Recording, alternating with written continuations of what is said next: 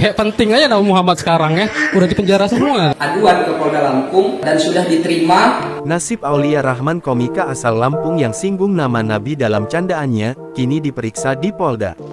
Terungkap nasib Aulia Rahman, komika asal Lampung usai video stand-up komedi viral lantaran diduga menghina nama Nabi Muhammad.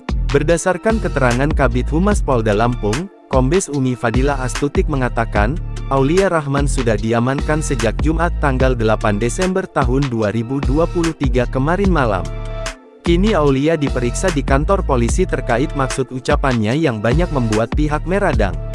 Sudah kami amankan dan kami mintai keterangan, kata dia. Dia menjelaskan, Aulia menyampaikan materi dalam kampanye salah satu capres.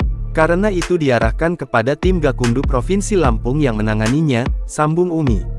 Tim Gakumdu terdiri dari Polri, Kejaksaan, dan Bawaslu. Saat ini tim Gakumdu telah memproses laporan tersebut, imbuhnya. Buntut dari perkataan yang menyinggung itu, Aulia juga dilaporkan oleh Lingkar Nusantara, Lisan, Bandar Lampung ke Polda Lampung. Koordinator Lisan Bandar Lampung Muhammad Rifki Gandhi mengungkapkan, Aulia Rahman dilaporkan karena diduga sudah melecehkan nama Nabi Muhammad SAW. Menurut dia, materi yang disampaikan Aulia Rahman sudah masuk dalam tindak pidana ujaran kebencian dan penistaan agama.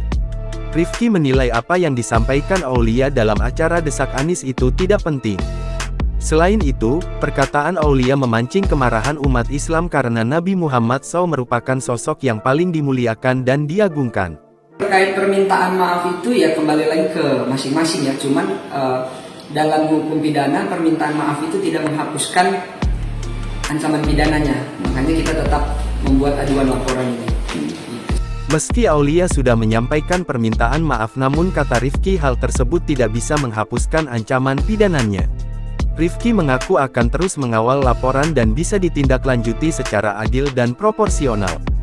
Download Tribun X sekarang, menghadirkan lokal menjadi Indonesia.